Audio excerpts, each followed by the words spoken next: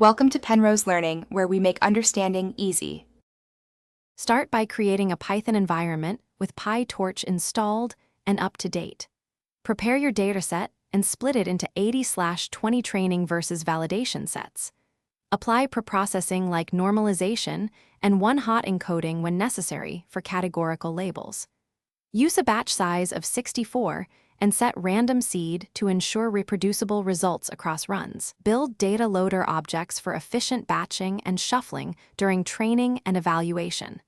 Set initial learning rate to 0, 0, 0, 1, and consider a scheduler for decay during training. Define your model by subclassing Torch. NN. Module and implementing an explicit forward method for clarity. Choose layers such as conv2d, linear, relu, batch norm, and dropout to match your task needs. Instantiate an atom optimizer and set weight decay to 1e4 for regularization. Train for 30 epochs while monitoring training and validation, loss each epoch for performance stability. Use a loss function like cross-entropy loss for classification tasks and apply backward and optimizer. Step in proper order.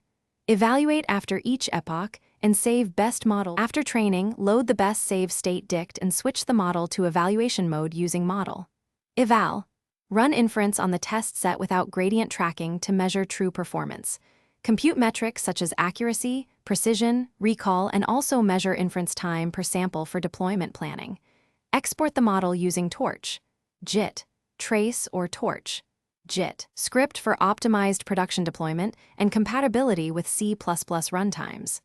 Include input normalization in your inference pipeline and document expected input shapes like batch, channels, height, width. Thanks for watching. If this was helpful, leave a like and consider subscribing. See you next time.